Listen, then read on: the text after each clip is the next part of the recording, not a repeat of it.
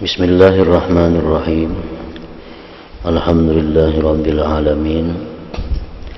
Wassalatu wassalamu ala asyrafil anbiya wal mursalin Sayyidina Muhammadin wa ala alihi wa sahbihi ajma'in. Andai kata pengagungan ilmu dan ibadah di hati masyarakat umum, di hati orang awam dan orang-orang pasar itu sama seperti pengagungan para ulama dan orang-orang yang tekun beribadah, niscaya tentu mereka tidak memilih pasar dan akan merasa inting meninggalkan pasar. Itu bacaannya. Tentu mereka tidak memilih pasar dan akan merasa inting meninggalkan pasar. Nah, ada lebihan tuh.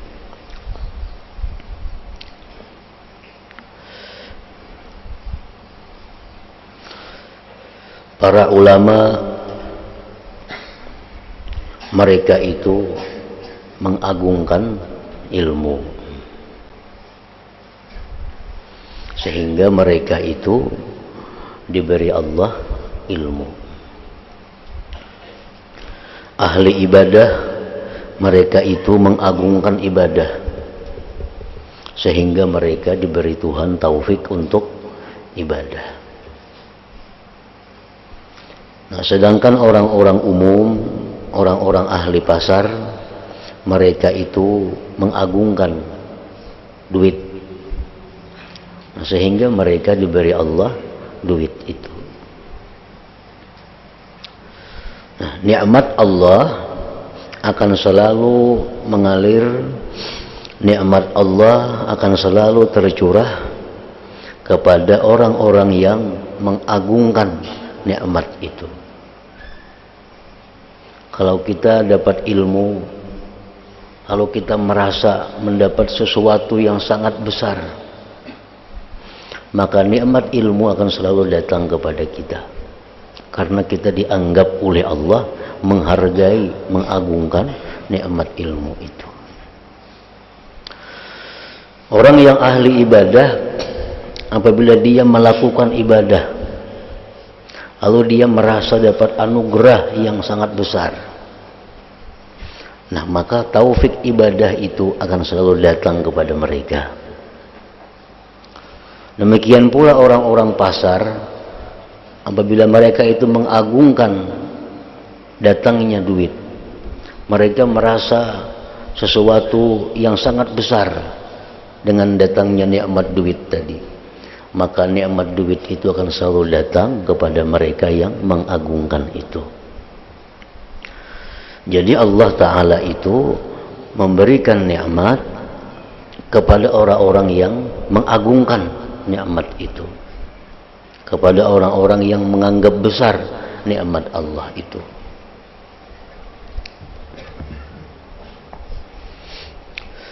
Tidakkah engkau tahu bahwa seorang ahli fikih,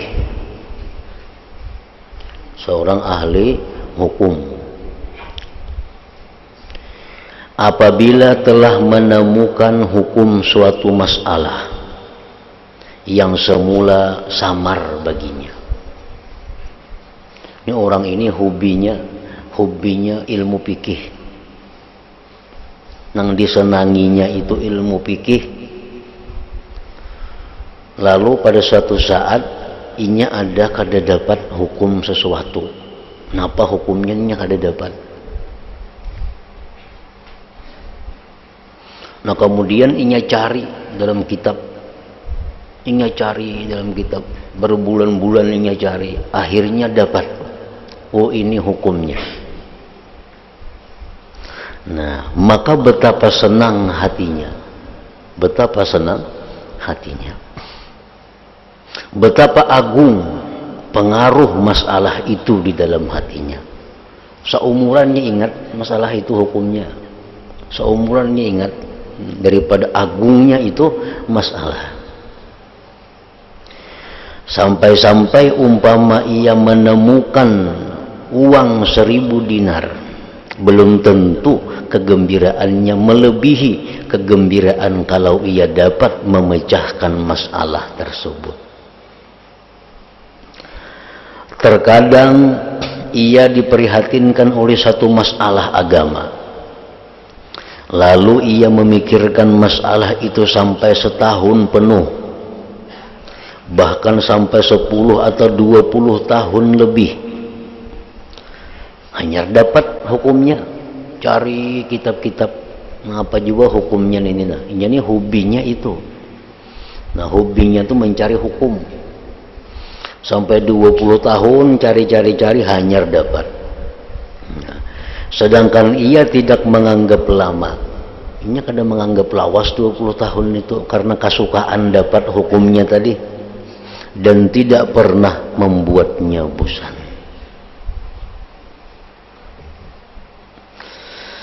Kemudian ketika ia dikaruniai Allah bisa memahami masalah yang ia hadapi, ia menghitungkan sebagai suatu anugerah yang teramat besar, nikmat paling agung, serta merasa dirinya sebagai orang paling kaya dan paling mulia lantaran dapat memahami masalah ini. Orang itu misalnya hobinya ini kedokteran, lalu inya ada menemukan satu penyakit. Nah, penyakit itu belum diketahui lagi obatnya apa. Samuaan dokter-dokter kada tahu lagi mengobati penyakit itu. Lalu si orang ini, si yang hobi kedokteran ini meneliti bertahun-tahun macam-macam penelitian untuk menemukan obatnya apa penyakit itu. Kesana kemari macam-macam dicoba, akhirnya bertemuan, oh ini obatnya dapat. Obatnya dapat. Nah, maka itu kegembiraan luar biasa di dalam hatinya, dan ia menganggap itu sesuatu perkara yang sangat besar, dan sepanjang umur itu akan diingatnya. Sepanjang umur kada akan lupa pengalamannya itu. Nah, ini contoh orang yang mengagungkan sesuatu nikmat dari Allah Subhanahu wa ta'ala.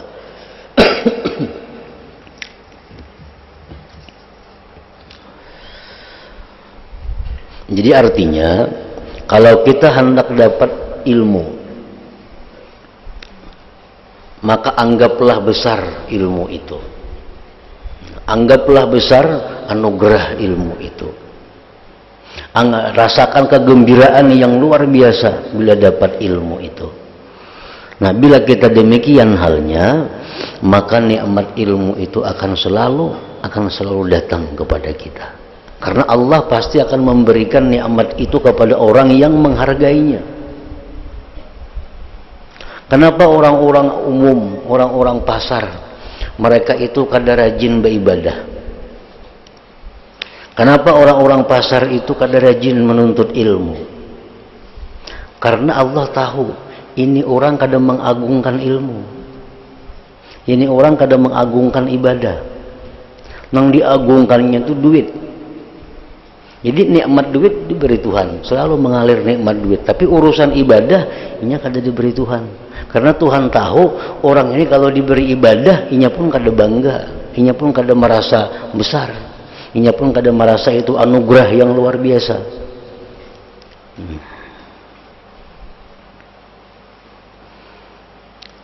Kalau kita hendak umpamanya membiasakan sembahyang tahajud, kita mulai pada malam ini. Yang dulunya kita kada bisa, lalu kita paksa, kita minum obat kah, minum kopi kah, apakah supaya malam ini bangun. Nah, begitu kita jam 2 bangun, sembahyang tahajud kita. Nah, sesudah tahajud itu lalu kita merasa dapat nikmat yang luar biasa.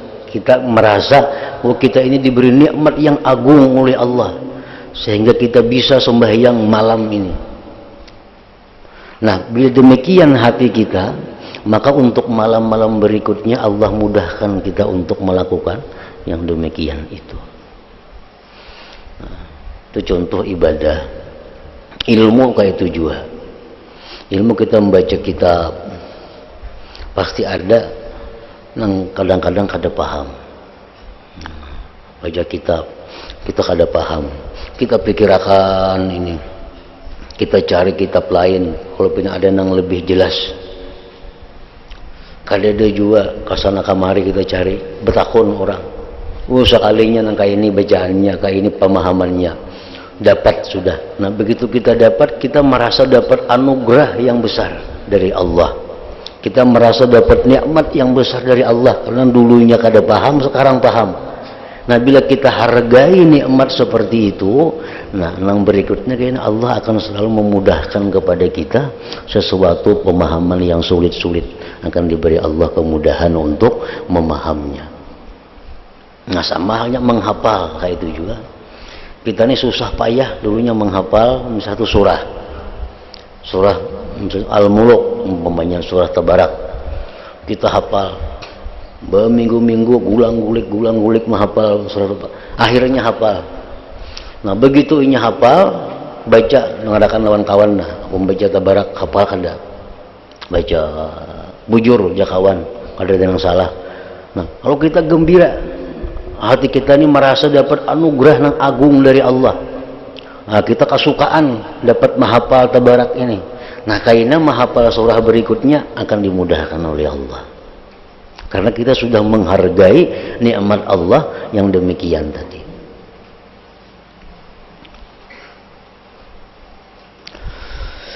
Namun kadang-kadang masalah seperti yang diketahui ahli fikih ini bisa diketahui oleh orang kebanyakan atau oleh pelajar yang malas, yang menyangka dirinya sama dengan orang alim dalam hal mencintai ilmu.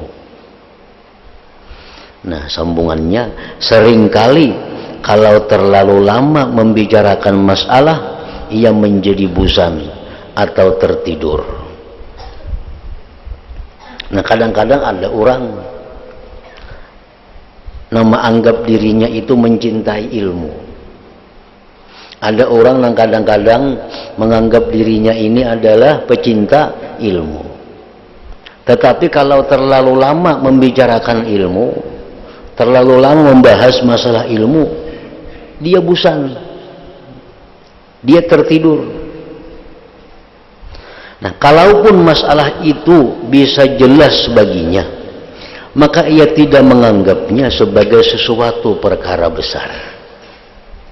Nah kadang-kadang ada orang kayak itu, merasa diri ini pelajar, merasa diri ini ada pecinta ilmu, tapi begitu lama membicarakan ilmu dia bosan. Andai kata diberi Allah ilmu juga, ini kada merasa sesuatu yang untung. Nah ini orang kada akan Allah beri ilmu.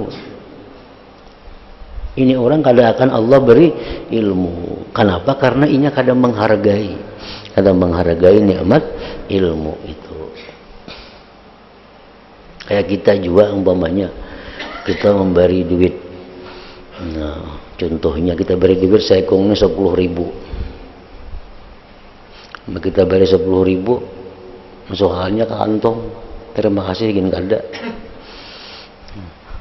Ada dia 10.000, kita beri pulang lawan si B.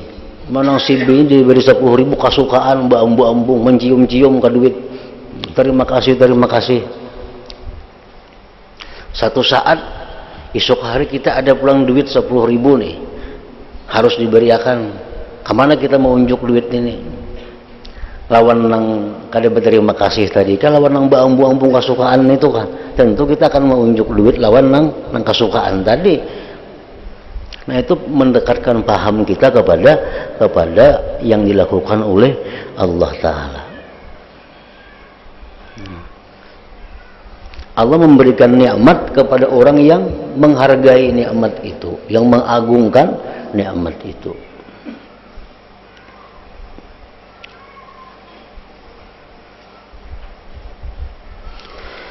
Demikian juga orang yang kembali kepada Allah. Orang yang kembali kepada Allah.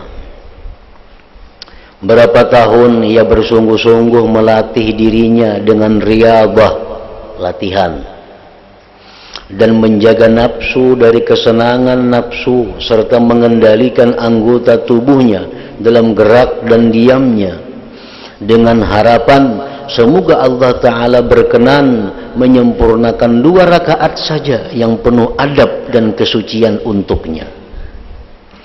Berapa kali saja ia merendahkan diri kepada Allah, kalau suatu saat ia dikaruniai bisa munajat dengan kejernihan hati dan rasa manis.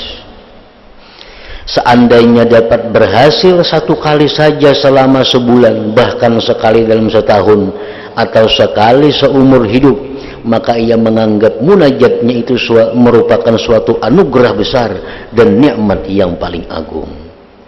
Betapa gembiranya dan betapa bersyukur dia kepada Allah Ta'ala. Ia tidak akan memperdulikan kepayahan yang telah ia alami di waktu malam dan meninggalkan inaknya di kala malam itu. Kemudian engkau tahu bahwa orang yang menganggap dirinya suka beribadah, ingin menghasilkan sebagian dari ibadah, andai kata dalam menghasilkan ibadah yang bersih ini membutuhkan pengurangan sesuap makan malamnya, atau perlu menolak tidur 1 jam, atau perlu meninggalkan 1 kalimat yang tidak berfaedah, maka nafsunya tidak merasa lega dan hatinya merasa tidak enak. Dan jika kebetulan tetapi langka bisa menghasilkan ibadah yang bersih bening, maka ibadah yang demikian tidak dianggapnya sebagai sesuatu yang besar, dan ia tidak mau menghaturkan banyak syukur kepada Allah.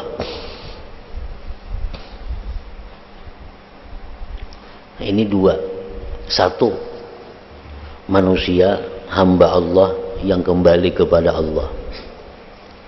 Orang ini ingin mendapatkan kejernihan dalam sembahyangnya. Orang ini ingin mendapatkan kekhusyuan dalam sembahyangnya. Lalu ia berusaha meninggalkan ini, meninggalkan itu, meninggalkan macam-macam, sehingga dapat sembahyang 2 rakaat yang penuh dengan khusyuk. Lalu orang ini gembira luar biasa karena sepanjang hidupnya kada pernah sembahyang itu 2 rakaat itu sempurna. Tapi karena latihan, akhirnya ia dapat sembahyang 2 rakaat bujur-bujur sempurna. Lalu dia menganggap itu anugerah yang besar. Lalu ia menganggap itu nikmat Allah yang luar biasa yang diterimanya. Nah, ini orang menghargai nikmat. Ini orang mengagungkan nikmat. Maka untuk berikutnya Allah akan ada memberi sembahyang-sembahyang yang bersih, ibadah-ibadah yang jernih kepadanya. Nah, yang kedua, ada manusia-manusia yang mengaku ingin jernih sembahyangnya. Ada manusia yang mengaku ingin khusyuk sembahyangnya, tetapi disuruh meninggalkan makan sedikit, disuruh mengurangi guring, disuruh mengurangi berkata-kata, sangat keberatan. Padahalnya mengaku hendak jadi orang macam itu.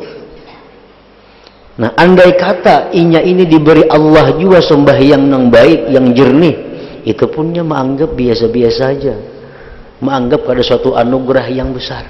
Nah, maka orang seperti ini kadang akan diberi Allah ibadah yang jernih, ibadah yang benar-benar khusyuk itu. Orang semacam ini hanya besar kegembiraannya dan banyak memuji Allah bila memperoleh uang 1 dirham, atau setiap harinya mempunyai uang, atau lauk pauk enak, atau dapat tidur dengan nyaman. Kalau semua itu terjadi, barulah dia mengucap alhamdulillah, ini adalah dari anugerah Allah. Ada orang yang hanya bisa bersyukur terhadap hal-hal yang sifatnya materi, duniawi. Inya kalau urusan ibadah, inya kada merasa itu satu nikmat. Inya kada pernah mensyukuri nikmat Allah iman, kada biasa. Mensyukuri nikmat Allah diberi Islam, kada biasa. Mensyukuri nikmat Allah dijadikan umat Nabi Muhammad, kada terdengar. Mensyukuri kawa puasa, mensyukuri kawa bersedekah, kada ada. Nang disyukurin itu bila dapat duit, wah syukur alhamdulillah. Bila dapat nikmat apa nang duniawi, syukurnya kepada Allah luar biasa. Nah, maka orang ini hanya bisa menghargai nikmat Allah yang sifatnya adalah duniawi. Dan nikmat duniawi itu pun akan selalu diberikan Allah kepadanya. Kalau dapat duit, alhamdulillah, syukur lawan Tuhan, beambu-ambung kesukaan. Dapat duit nih, menganggap ini anugerah yang agung dari Allah, aku dapat duit. Nah, ini dianggap Allah, orang ini bisa menghargai duit. Karena akan diberi Allah, mengalir aja duit lawannya. Karena ini manusia yang bisa mengagungkan, menghargai nikmat Allah itu. Jadi tergantung apa yang kita kehendaki, itu kita syukuri, itu yang ditambah oleh Allah. La in syakartum la azidannakum, jikalau kalian bersyukur aku tambah, ya Tuhan. Nang apa nang kita syukuri? Kita mensyukuri nikmat ibadah, ditambah Allah nikmat ibadah. Kita mensyukuri nikmat ilmu, ditambah Tuhan kena ilmu. Mensyukuri nikmat duit, ditambah Tuhan kena duit. Nang apa nang kita anggap besar dari Allah, itu akan Allah tambah kepada kita. Samakah orang-orang yang lingah dan lemah itu dengan orang-orang yang beruntung, yang bersungguh-sungguh dengan tekun beribadah? Sama lah, kada sama. Orang yang hanya bisa mensyukuri nikmat dunia, itu dianggap orang yang lingah dan lemah.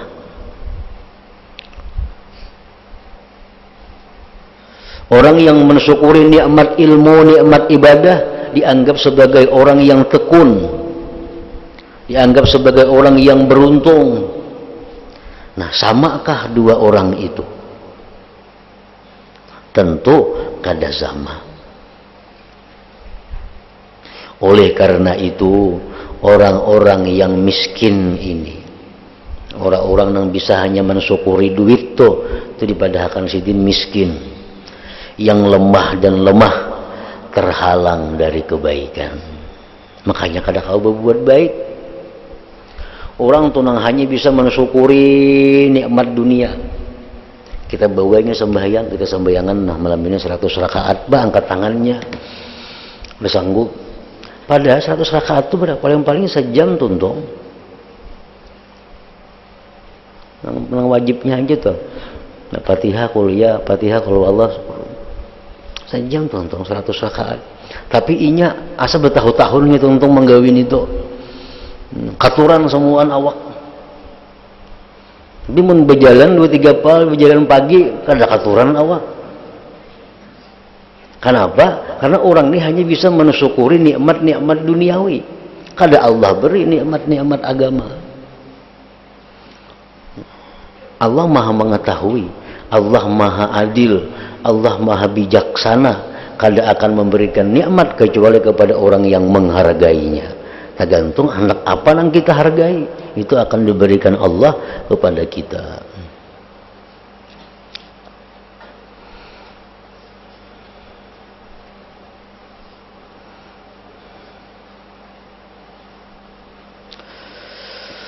Oleh karena itu, orang-orang yang miskin ini, yang lingah dan lemah, terhalang dari kebaikan. Terhalang dari kebaikan. Sedangkan orang-orang yang dikukuhkan dengan kebaikan, beruntung dan berbahagia.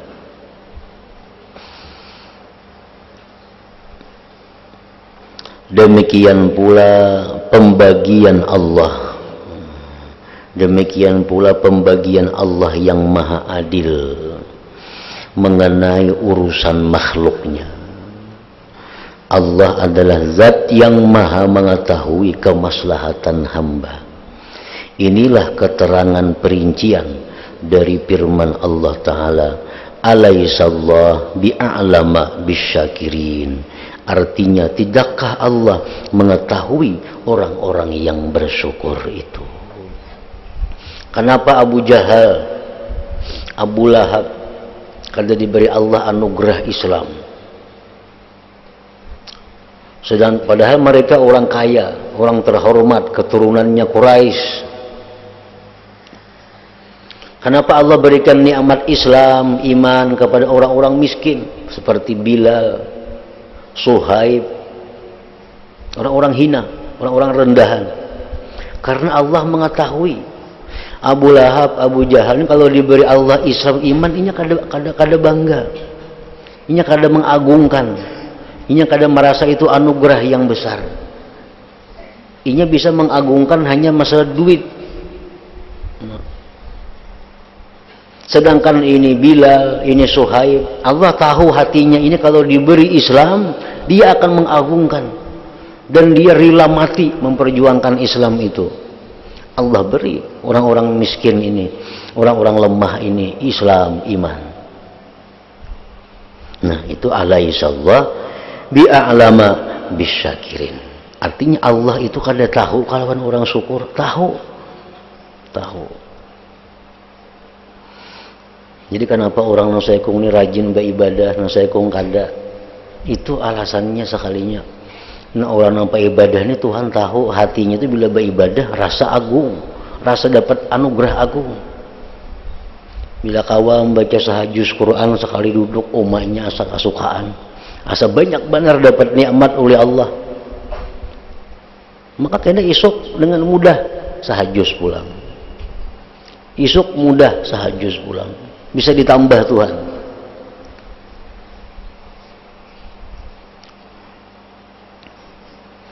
Pahamilah dan jagalah baik-baik.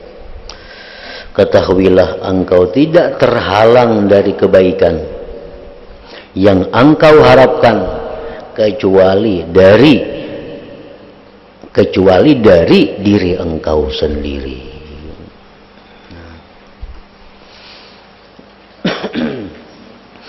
Jadi Allah Subhanahu wa ta'ala setiap habis tengah malam menghamburkan nangarnya nafahat.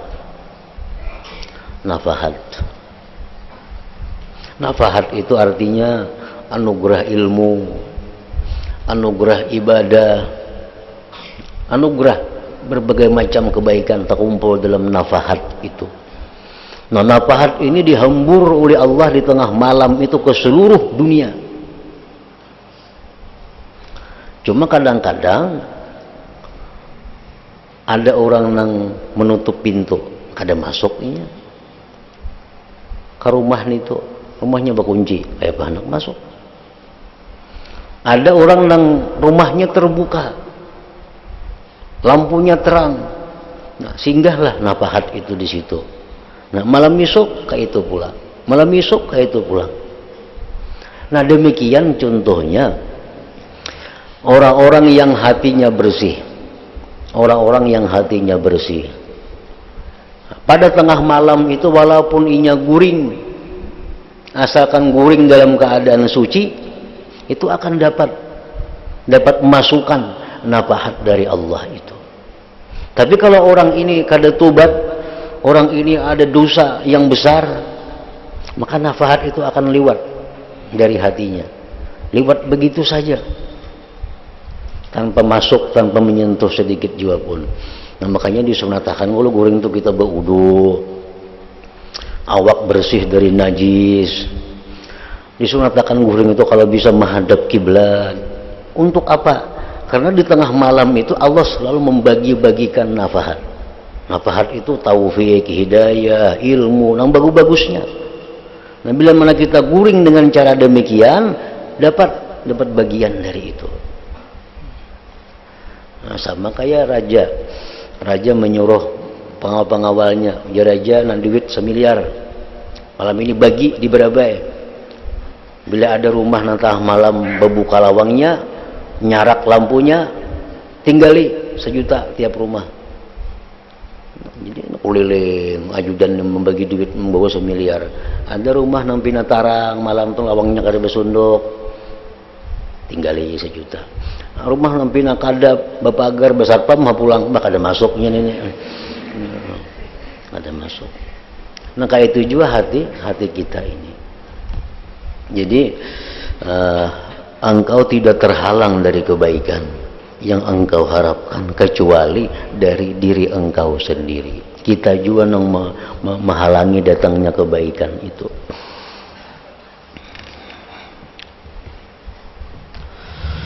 Itulah sebabnya engkau harus memeras kemampuan agar dapat mengetahui ukuran nikmat Allah dan harus mengagungkan nikmat dengan semestinya. Semua nikmat itu kita agungkan karena ini dari Allah. Cuma ada prioritasnya. Nikmat apa yang nomor 1 kita agungkan? Nikmat iman, nikmat Islam. Nikmat apa yang nomor 2 kita agungkan? Nikmat ilmu. Nikmat apa yang ketiga kita agungkan? Nikmat ibadah. Nah, hanya nikmat duniawi. Kada salah kita mengagungkan nikmat duniawi itu, kada salah karena ini dari Allah. Tapi kadang-kadang andaknya terlalu tinggi pengagungannya, melebihi daripada yang sebenarnya agung, daripada yang sebenarnya mahal, yang besar.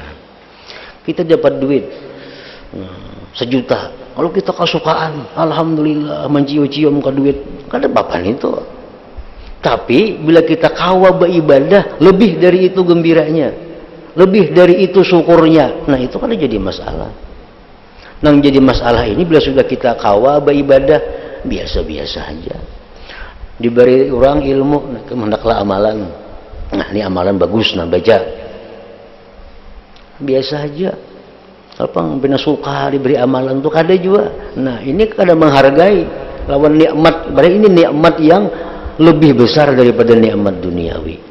Nah jadi semua nikmat itu menuntut untuk disyukuri, tapi ada ini nomor 1 ini. Nah ini yang lebih utama kita syukuri, yang kita berambu-ambung bersyukur ini nikmatnya. Yang kedua ini, ketiga ini, keempat ini. Nah jadi kalau nikmat-nikmat dunia itu pun wajib kita syukuri, tapi mensyukuri jangan melebihi daripada nikmat-nikmat agama.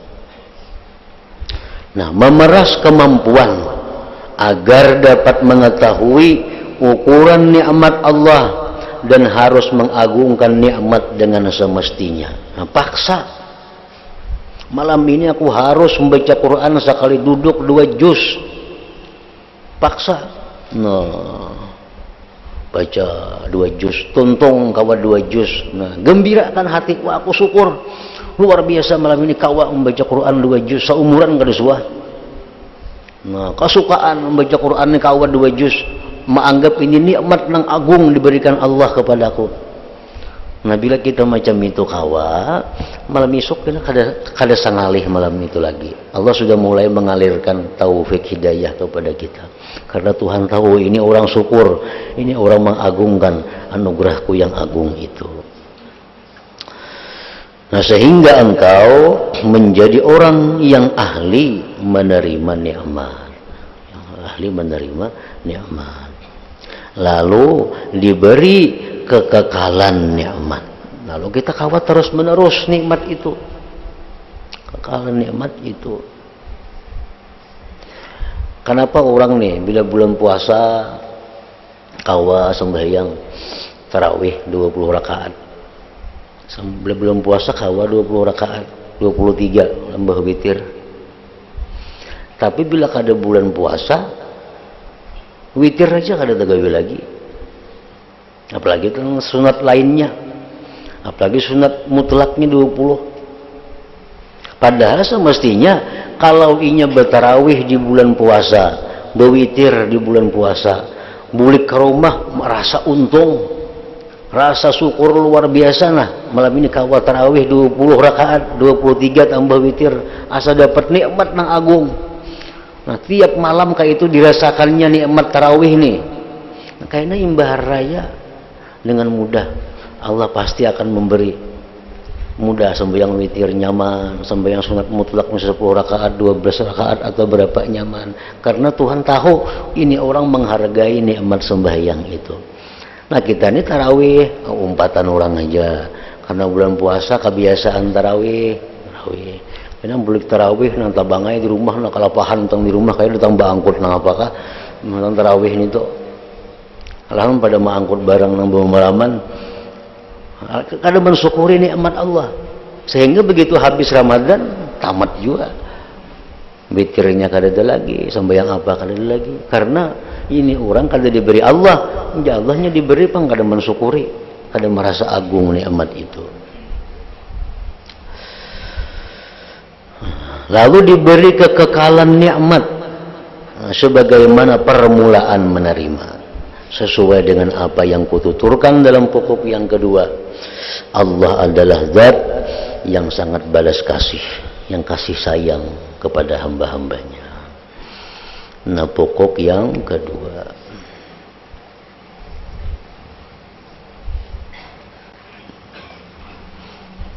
ya hadratin Nabi sallallahu alaihi wasallam al-Fatihah. Ya kan nasta'in lana siratal mustaqim.